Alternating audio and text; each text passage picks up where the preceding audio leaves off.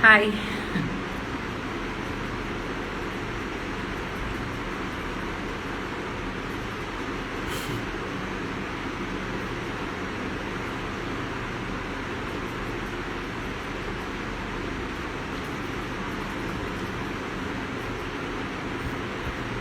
Hi, Bharti. Okay, I'm going to bring Sathya onto this conversation in just a bit. Sathya, yes, I see that you're here. Just give me a moment.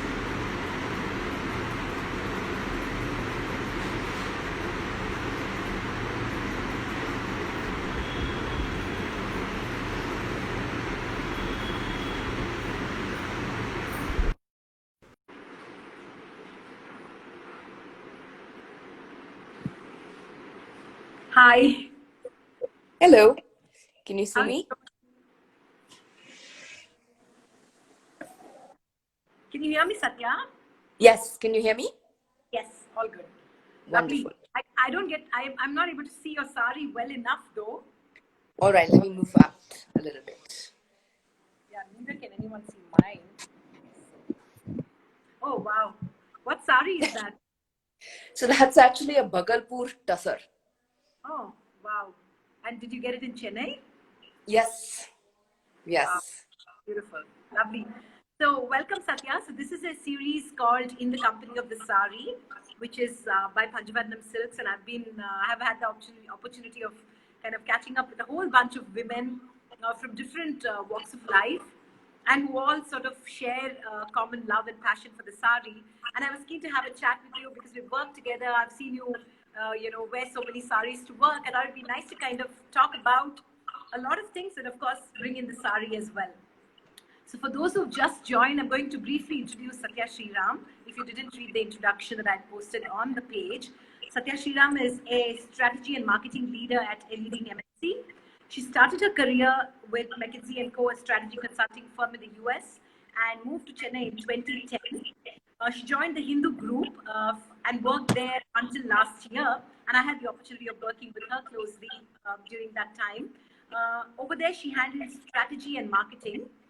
Interestingly, Satya holds a PhD in neuroscience from the Johns Hopkins University and is passionate about bringing her understanding of the brain to marketing and leadership development. Over the last 10 years, she says that she's been back in Chennai or Madras as she knows it. She's been an avid sari shopper and a collector of fabrics from the soft cottons for daily wear to a range of silks for occasions and workwear. Her favorite sari, and we will talk about that, is a sari made from banana tree fiber, a truly, yeah, I agree with you, a truly unique and elegant drape. Thank you so much, Satya, for taking time off your busy schedule and to kind of chat with us. Firstly, I'm going to start off by asking you, I know that you're right now in Kunur, in your home. Right. What's life like in the hills while we're all like roughing it out here in the noisy chaos of the city? Well, firstly, thank you, Akhila, for having me. It's truly a privilege to talk about a topic that's so close to my heart. Yes, I have been in Kunur. We were privileged because we got locked down back in March, and we were here with the kids. They had some time off from school, and so we were here in our home, and then we just ended up staying. Turns out, it's we're sort of about 10 kilometers from the nearest town, so we are isolated other than a weekly trip that I go into town to actually pick up perishables and groceries. But it's been amazing for us because we have nothing else to do but to bond as a family like everybody else in their home, but we can also do it outdoors, right? Because we can go on really long walks, and when it's not raining, but really long walks at all times of the day. So sometimes when we grab the sunshine early morning, or sometimes at 4 o'clock if a call gets cancelled, we just boot up and take a long walk. Wow, what fun! Are you as a family like an outdoorsy kind of people? Like, Yeah, I mean, I've always enjoyed the outdoors. I think I spent about 13, 14 years in the US, and that's where sort of my love for the outdoors began as a college student when some of my American classmates actually took me out and introduced me to the beautiful outdoors of Oregon, a state that's between California and Washington, D.C. It's known for its, beauty and natural beauty, and so that's where my love for the outdoors grew. And so when we got this home, it's absolutely stunning. We can take walks out for as long as we'd like, right? If we want a short walk within the compound, that works too. You want a 10-kilometer walk, we can find a way to actually trace that out. In fact, last summer, for the first time, we took the kids on a trek to the Himalayas, so that they would start enjoying the outdoors as well. So, a 6-day hike. And we had a blast. We were out in Uttarakhand and had the Gangotri right in front of us as we did the trek. Wow, so beautiful. Satya, I've been asking everybody this question basically because it's like, I want to know the answers and I want to see if my answers from this question like matches with anybody's. But I want to ask you, like, what have been your key takeaways from, this whole lockdown? All of us have kind of felt it and responded to it so differently. So I'm curious about, and in some sense, we have similar trajectories. I mean, like working women, working from home, children, husbands that have like full-time jobs. So like, that sense, like what have been your key takeaways from?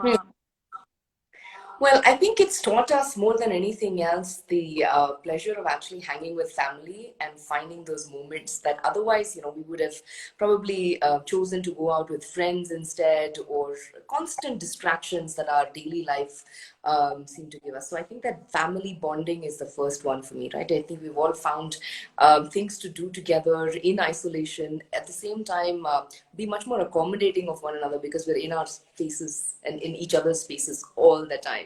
Yeah. That's for me the biggest takeaway. I think the second thing is truly the importance of hygiene, right?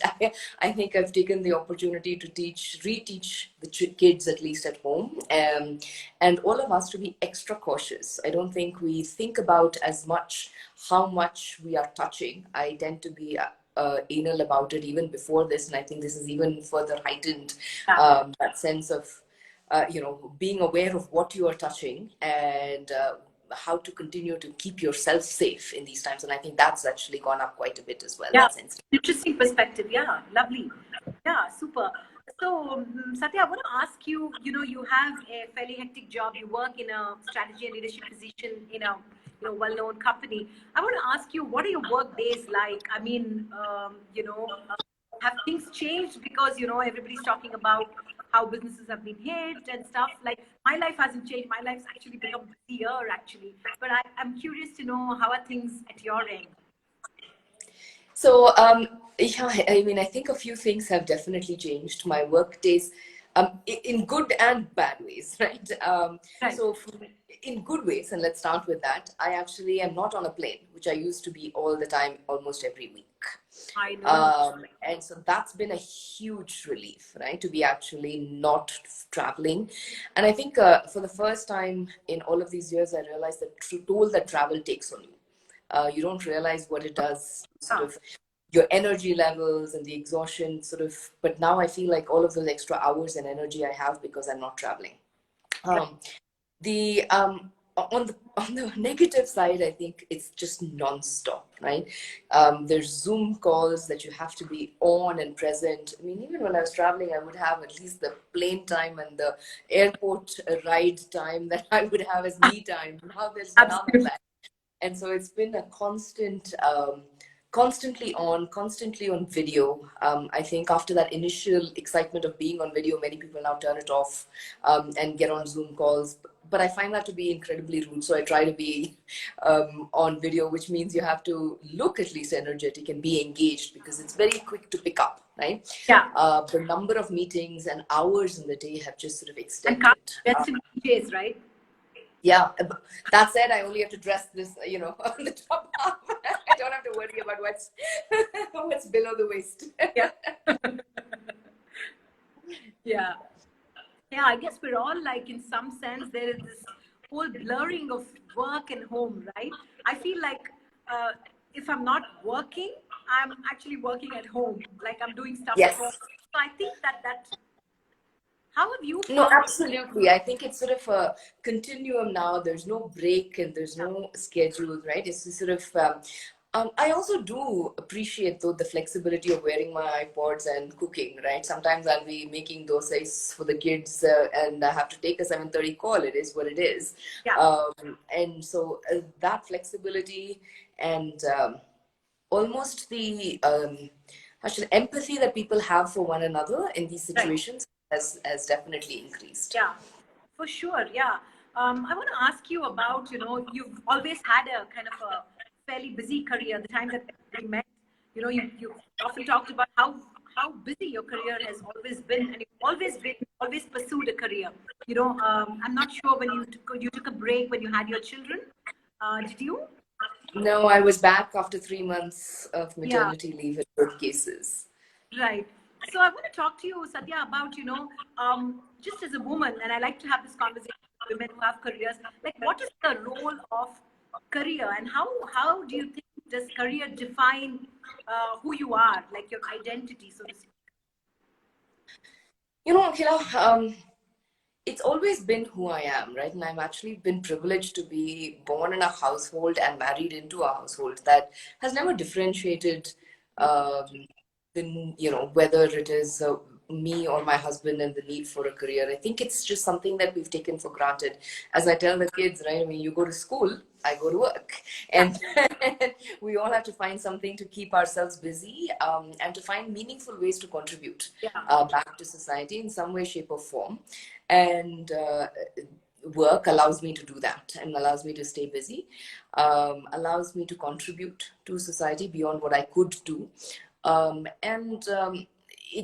it's actually been enjoyable experiences, right? Because you also meet a whole bunch of people right. through these experiences that you otherwise would not have met. And I Absolutely. think that, you're richer for that, Yeah, um, thanks to sort of the different jobs and roles that I've held. right. Do you want to talk about some of the interesting, like your memorable, uh, career takeaways, your experiences from, like, I'm sure there must. Well, there's many. I think for me, the most important things that help one have a professional career in addition to everything else that we want to do at home and accomplish at home is who you marry. Because at some point, sort of that ends up defining how much space, independence, our society actually gives us, right? And I Right, think that ends up being a very defining decision right, in one's life. For me, the high points have been different over different times. I am particularly grateful for the company with which, at which I had both my children because of right, how much they actually supported me during those times. You know, obviously, I was unable to give my 100 and 200%, but uh, they supported me through those times, and I'm hugely grateful and gave back right. when I was back in full force. And so that's a big high point, and I'm truly grateful to the companies that I worked for that enabled me to do that. I think my the other high point has been ways or experiences that have allowed me to find something that I'm truly passionate about. It's rare that one actually knows intuitively what one is really good at, or what one is excited by. And I've been grateful through both, especially at the Hindu, when I found my second love of marketing. And I didn't have as much exposure in the past. I had bits and pieces, but it truly gave me the opportunity, gave me the freedom to explore and to actually Right. find my second passion. Right. Lovely. Super. Satya, I want to talk to you a little bit about the idea of ambition. On Women's Day, actually, incidentally, I happened to be on a panel where we talked about how, like, there is increasingly, um, you know, a a severe paucity of women in leadership positions, right? Why is it that women, get like class 12 results, it's the girls who are topping the list, where middle management, either because they have children, I don't know, or life comes in the way, I don't know what, they fall off. And why is it that, that we don't have enough women in leadership? And as someone who is in that position, how do you think you can inspire and women to kind of not fall off the track? Yeah. So, I mean, this is a global problem that our society has been dealing with for a long, long time, right? Many studies have shown that it's actually as you go get more senior in tenure and experience, the number of women in those roles are actually abysmally low. So, if you think about class 12 and a college graduate, and the drop off is pretty high right there. And then people who start careers are able, Right. There's about maybe anywhere between 30 to 50%, depending on the company you work for, that actually induct many, sort of women into their workforce. The challenges, I think, Akhila, tend to be very quickly when one gets married. That's the first challenge, right? Largely because the way our society is continues to be built and families continue to actually operate, you move and you follow wherever your sort of spouse is, right? And therefore what happens is that's the first break that one has to end up taking. Correct. Subsequently, it becomes children, right? One child, two children, the number of breaks add up. And if you're not, if the gap in the time away ends up being too long, then you sort of get into a certain rhythm and that is very hard to break out of, right? Everyone starts to expect that you'll be around all the time, right? Your child expects that you'll be around all the time. Family expects that you'll be around all the time. And how do you actually walk away from something that is truly meaningful on a daily basis, right? So work and what you find, what you want to do professionally has to be so much more meaningful than the housework, right? Or being at home. To be able to walk away from that, because it is actually fairly joyous to cook a meal and have the entire family enjoy it. I know, yeah, I suppose. Yeah, in a while I did that, like just full time, but I know what you mean. But also, so just finished Sheryl Sandberg's Lean In, and she talks about how society in some way tends to look down in some sense on women who are inherently ambitious. That ambition is like are you having a network issue, Sathya? I'm here. Can you hear me? Yeah, I can hear you. No, I thought you have. No, the sun set and it's getting a little dark, so I thought I'd just turn on the lights. Lovely. No, I was asking you about ambition, right? And is ambition a bad thing? Because I don't know if you watched this movie called The Intern, where this woman's like pursuing her career and her husband's actually like hands-on with a child, and the women who who are hands-on with the children school one day, they're just like totally being like really, really mean to her. So I'm curious about how do career women also be on top of the game as far as like childcare and how do you do that actually? Well, it takes a village to bring up the children, I think. And that's the first rule, right? So one of the big choices that we made was to actually move to Madras. We have parents, family. I have a long list of backups for when the nanny doesn't show up. And all because of an extended family and a village, right, that I can actually count on. So that's a big part of this. But let me come back to your first question around ambition itself, Akhila. I think that ambition as we define it will be something that we deeply desire, right? And want to excel and achieve Yeah. at. Right? I mean, that's how I would Right. define ambition. And that could be Right. pretty much anything, right? I suck at art, but there are so many people who can do amazing things at art, and that deep desire to achieve in that field, in what they are doing, is ambition, right? And so it's how we choose to actually define it. In my case, I've been able to contribute in some way professionally to a number of organizations, and that's actually been where I draw my excitement from. And so I think that it's how we all choose to define it, and then as long as we are excelling and finding the energy and joy, you know, it's whose default. I mean, it's great because, I feel like, in some way, like in the industry that I work in, I know I work with, artists. And for some reason, people think that they're not ambitious. But I think they are by far the most ambitious I've worked with.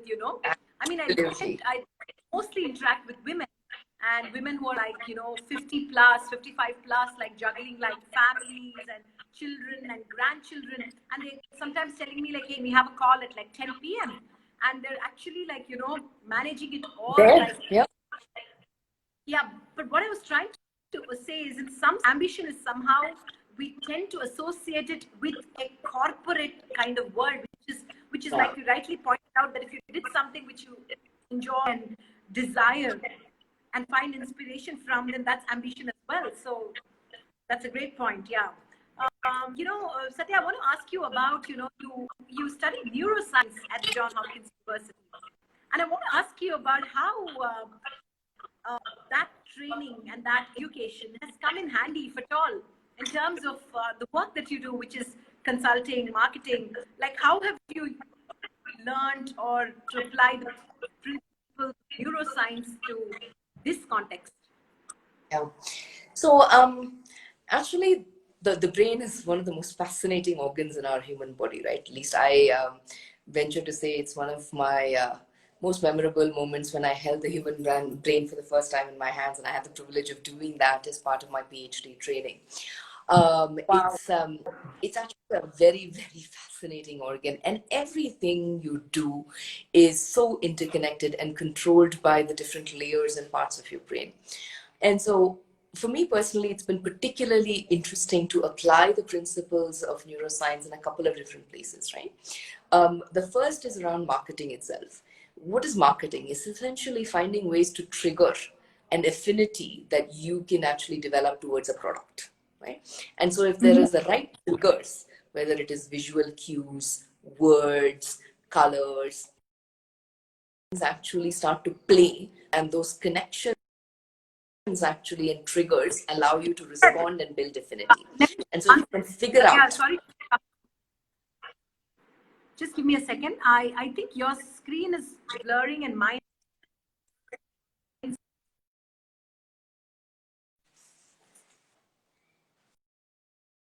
And I can hear you, but I can't see you very well.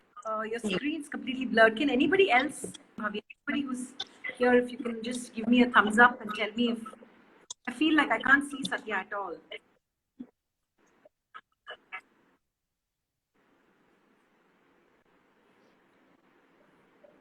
Just give me a moment. Somebody will respond. No problem.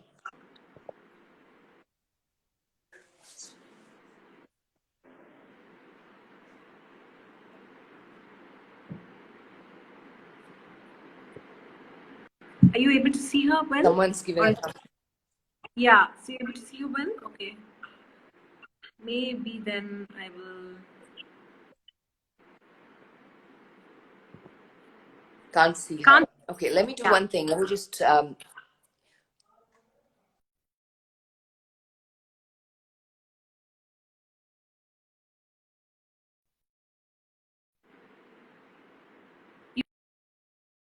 Even I can't see her. Okay. Yeah. is this better?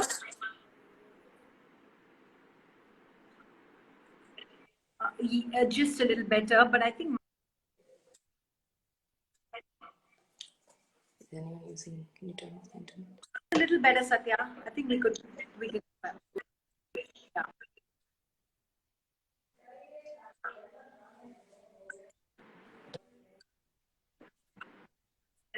Okay, super. Yeah, you were saying.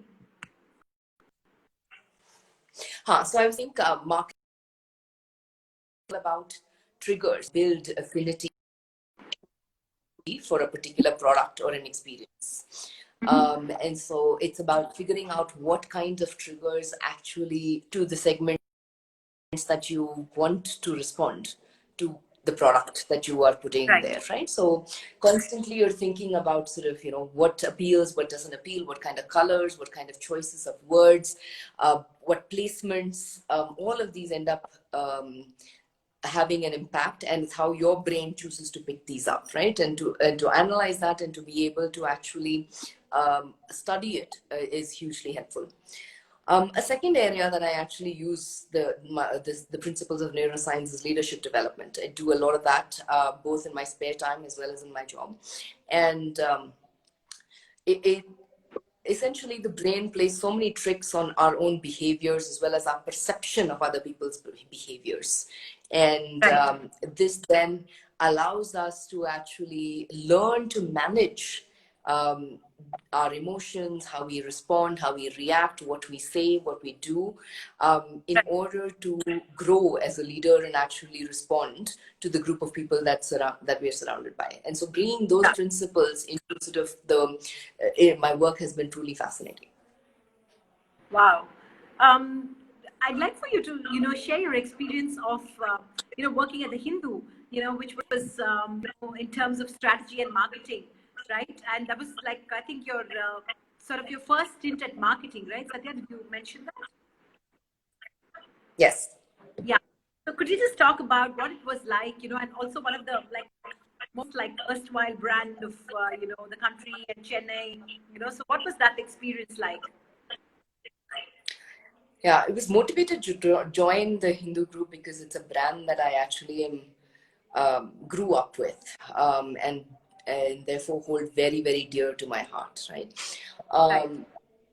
Some of the things that I actually enjoyed doing the most there was uh, taking the brand to a set of people through unique, very, very unique ways. We did a whole bunch of campaigns and activities that had never been tried before by the group itself and in the city, and Right. that was a lot of fun. I think the second thing was actually building a team that I really, really enjoyed working with. It's rare that you actually have that privilege of building a team ground up. Very often you're actually thrown into a situation where you have to work with the people that are around you. And Yeah. it was, had the privilege of actually identifying and selecting a team that I had so much fun working with throughout that time. And I think the third thing was actually identifying new areas for the group to grow into, right?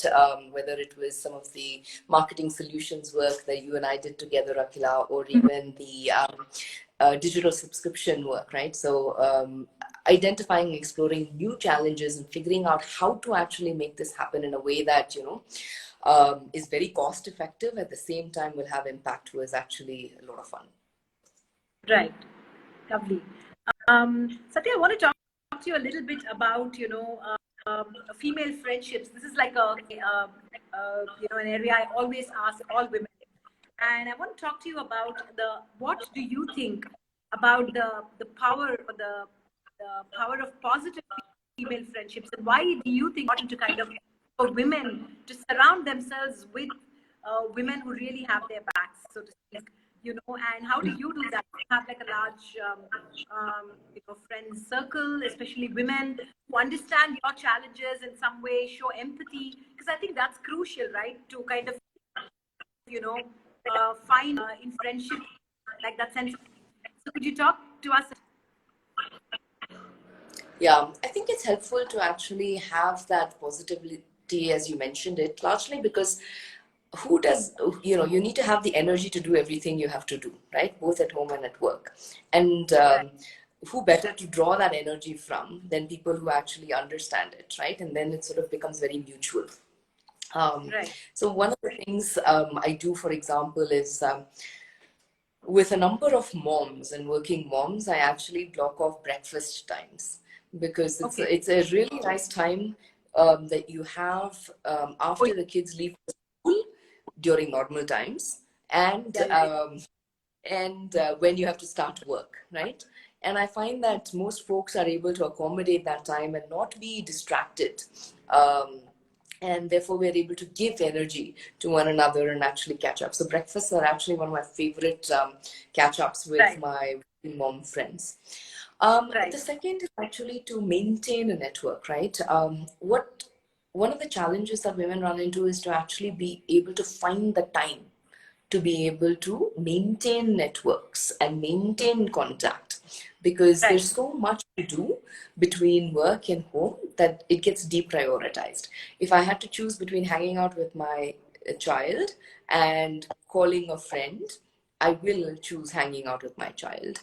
And so, more often than not, what happens is that we end up deprioritizing the networking and the connecting with other women.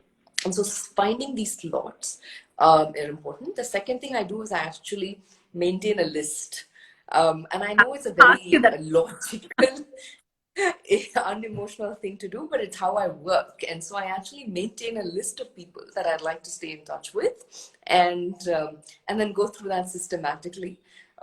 It reduces the inertia of thinking who you will get in touch with. And so once I, exchange a few messages or give someone a call, they move to the bottom of my list so that they actually will come back over time, right? So it's a little bit of of something that I do in order to ensure that I find the time and make it happen. Right. Wow. So I do know that you're like a really like a real numbers person, and also like very like thing is really so like planned, like whatever. I want to ask you about how you.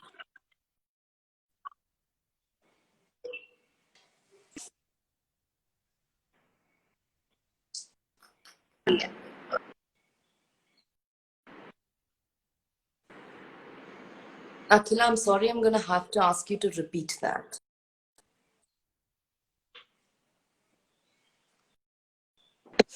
Yeah. Can you repeat that, Akhila?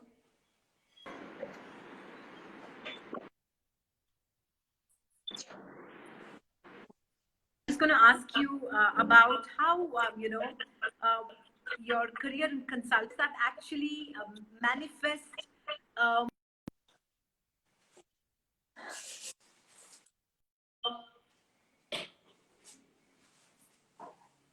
the way we live our life on a day-to-day basis as well.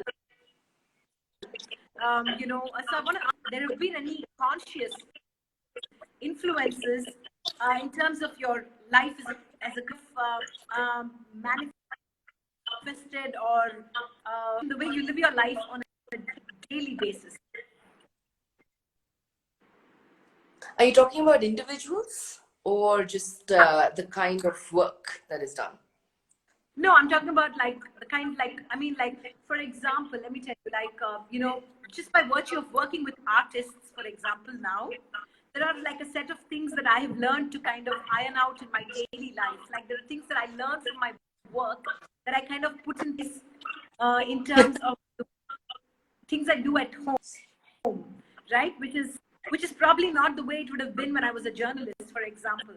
So I'm saying like that, like takeaways from your your profession and have found expression in terms of like like you talked about numbers, you talked about making lists, planning ahead, so that sort of a thing. I'm curious about like, and I'm trying to see if there are any connections in the way who we are and the kind of professions that we're naturally kind of drawn to.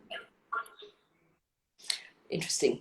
So I'm a list person, but that's been sort of my intrinsic nature. I think what I have learned and drawn from work is maybe this is a good example. Planning the kids' snacks and meals ends up being an Excel sheet, right? And it's actually a chore for many, and it's a repeated chore, right? It happens on a weekly basis. And so I have an Excel spreadsheet that actually lists all all the snack items, and I have a table that says Monday, Tuesday, Wednesday, and they have a morning snack they carry to school and an evening snack once they come home. And so every week is actually literally a copy paste to create that table from a master list, right? And this is, I would say, a very strange way of operating, but it actually makes it easier because I don't have to think about it every week. I'm literally just operating copy paste.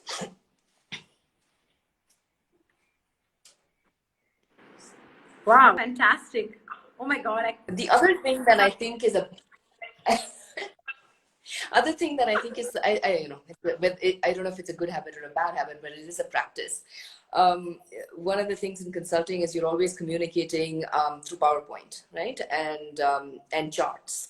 And so very instinctively, I always have to draw out a chart in order to communicate my point, right? And it's almost the first way I actually think about something is through a chart. And so once I'm able to do that, then I can communicate it and translate it into any other way.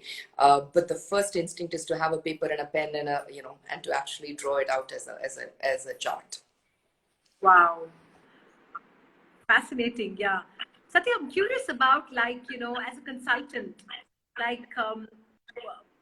I'm just curious about, what would you think are the core, principles and values or that kind of consulting? Consulting is a very big word, but there is so many, distinct, value systems that we associate with good consultant, right? What would you think they are?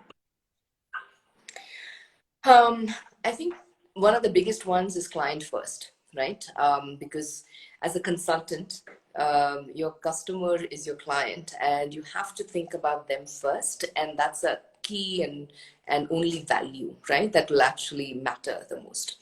The second thing I think from a value perspective is the people, the team that you have that ends up doing the crazy hours and willing to do whatever it takes to actually get to the right answer, right? And so having the teams back and having sort of the right team that you can count on is really important. And so people and everything associated with their growth and their success is actually a key value that I think is important for consultants in general. I think the third thing, and I think less of this as a value, but more as a skill, is to actually be able to pick up things across different experiences and connect the dots. Because then that's the value that you can bring as a consultant, because you're able to actually pick up things in different experiences and contexts and connect the dots and bring it back to a scenario that can actually help your particular client. Yeah. Wow, that's interesting. What about they talk about time and the value of time that a consultant brings to the table. What are your thoughts on that? I think that's the only thing that a consultant can give is their time. Time and engagement, right? And that's essentially because there's unfortunately the people often unless you're in an organization where consultants are valued in that sense, right? I suppose also we live in a world where people don't really understand or appreciate enough the value of a consultant, right? Because in some sense, unless you're attached to an organization that kind of says that it's in the business of consulting, what happens, what I was trying to ask you was, people often tend to think of consultants as free idea givers, and that that there is no cost attached to that idea unless the idea is actually saying it's actually to implement that idea, so to speak. Understand. Right? I think what people often perhaps don't understand is consultants actually bring an expertise, right? And without that expertise, then it's hard to do their time and energy. And so and why would you bring that expertise is because you don't have that capability or that expertise. And so therefore it is important for you to know what you can do as an organization and or as an individual, and what gaps you have, and identify therefore the right person who can fill that gap. And then suddenly the consultant that you bring in to actually help you through that will actually be far more valuable than you can actually put a value to right? Because they're filling a gap that you otherwise could not fill. Right.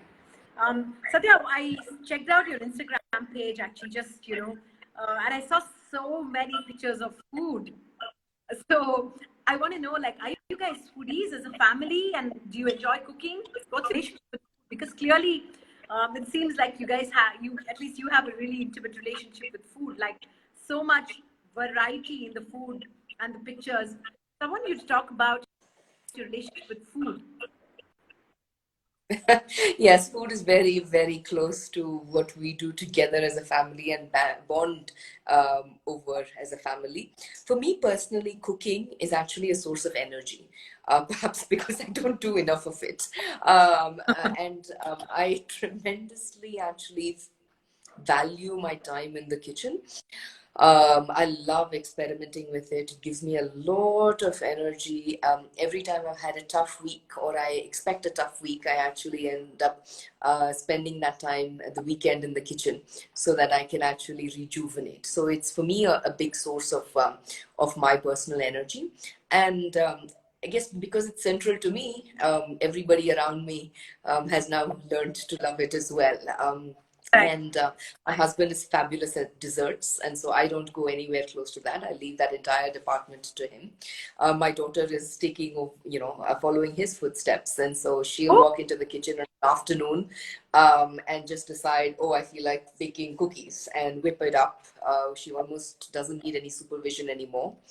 And my son is really good at finding the right recipes and giving us the big picture view and giving us the ideas. We almost have to drag him in to actually lift a finger and do something, but he's really good about the big picture and tastes. And in fact, he has we always tease that he's going to grow up and be a food critic, whether that's a main profession or a vocation. He'll figure it out, but he can figure out nuances in the foods that we actually put together. Lovely. Super. Obviously, a family that eats together stays together. So definitely, like, food's like such an important thing that brings us all together. I want to ask you about the saree, Sathya, because this is the saree, and I usually save it for the last before I close the conversation. I want to ask you about, so many women who I've had conversation with have said so many fantastic things about the saree, and it has also helped me revisit my own relationship with the saree. I've like worn it like for the last 12 years, like constantly. And I want to know, Saree, how does the saree?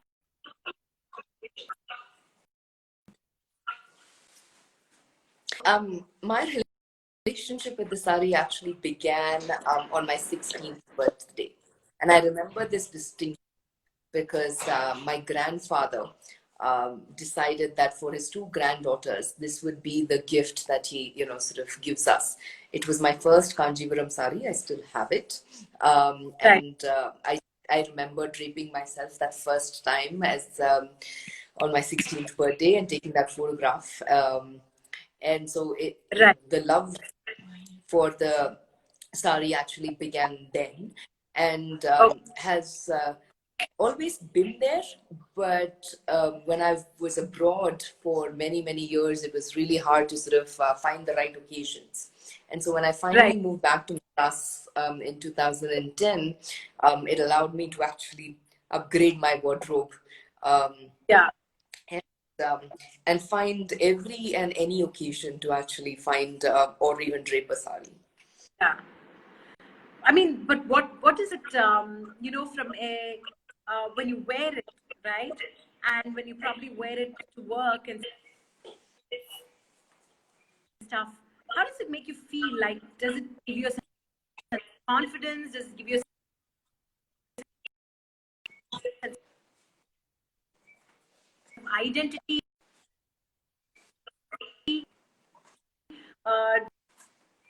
Does it just kind of make you feel more feminine? I mean, I'm just curious to know. So actually different sarees make me feel differently, right? And so for example, a soft cotton sari actually is much more about comfort, and I can actually laze around the house in a sari, right? It doesn't have to be PJs. Um, the uh, there are certain saris that actually have a certain elegance and lift you and your personality, right? And those leave me with a sense of confidence. And then there's bunch that actually simply make you, how shall I say this, look pretty.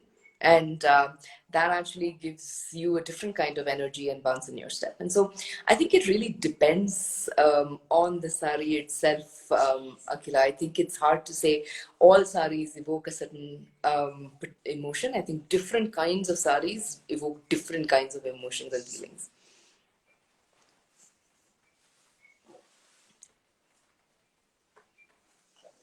Right.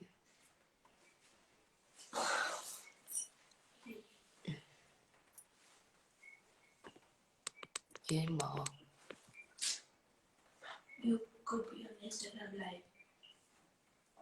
So don't you better